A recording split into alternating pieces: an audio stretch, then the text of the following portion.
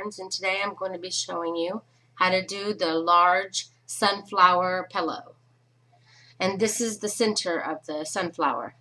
And this tutorial I'll be showing you how to make this part. So what you want to do is get your 5mm hook or a size H hook in the US or size 6 in the UK. And grab your dark brown for the center of the flower. I'm going to be using blue just because it's easier to see on camera. And you're going to need to chain 4.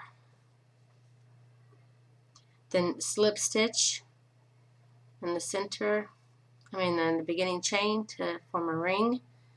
And then you're going to want to chain 1 and single crochet 12 into your ring.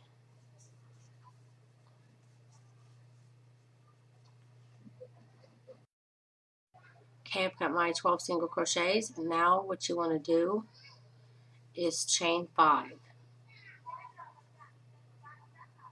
And the next stitch, which would be the beginning of the last round stitch, you want to slip stitch into it and chain 5.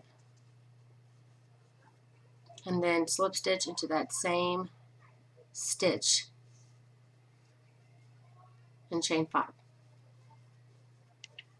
Now you want to slip stitch into the next stitch and chain 5, and then slip stitch again into that same stitch. And you're going to want to repeat that for the whole round. Chain 5, slip stitch into the next stitch, chain 5, slip stitch into the same stitch, then chain 5, slip stitch into the next stitch, and continue on until you have 24 of these petals. Now once you're done with that row and you have 24 of the little petals here, what you want to do now is chain 3. Next round we're going to be working with the back stitches. So when you flip your work over, you can see that the very next back stitch that's closest is going to be this one, looks like. So what you want to do, I know it's difficult. Oh, this one. There it is. Not the bottom ring, but this one here. That's your back stitch. When you back stitch, chain 3, and then go into the next back stitch. And continue to chain 3 and slip stitch into the next back stitch, and at the end you should have 24 of these little chain 3 petals. Just want to show you because the last two are always the hardest to find.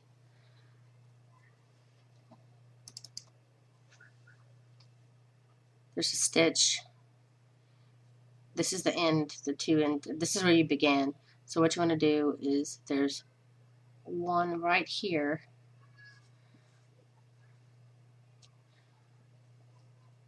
Which is basically to the right of where you started, and then this is the first chain that you started. Just go ahead and chain 3 and slip stitch into this first stitch where you started to end, and you should have 24. The next row, what you want to do is slip stitch into this nearest chain 3 space, and then chain 7,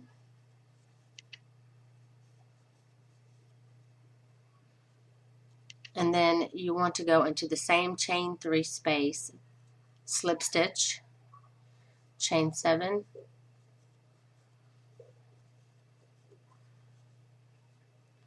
and now you want to go to the next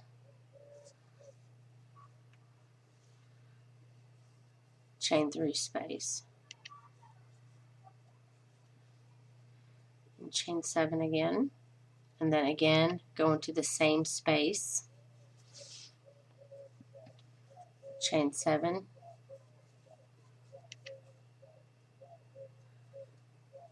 and then you want to go to the next essentially you want to see this pattern form.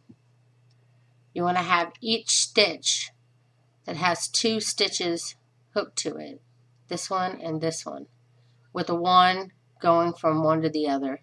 So you know that you've got both your stitches in there if you see the 2 stitches.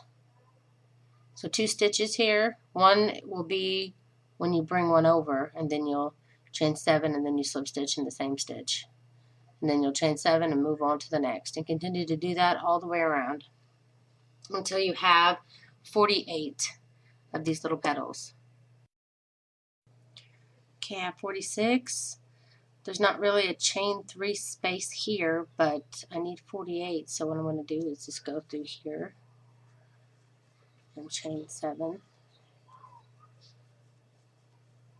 and go ahead and slip stitch my last stitch into this. Doesn't have to be perfect. Chain 1, and then you're going to want to cut your yarn. You don't need a tail for this one. The reason why it doesn't need to be so perfect, other than the right amount of petals every round, is because when it gets done, it's going to be like that. You just need substance there. Okay, that's the first part of the center of the flower. Next, I'm going to teach you how to make the outer part.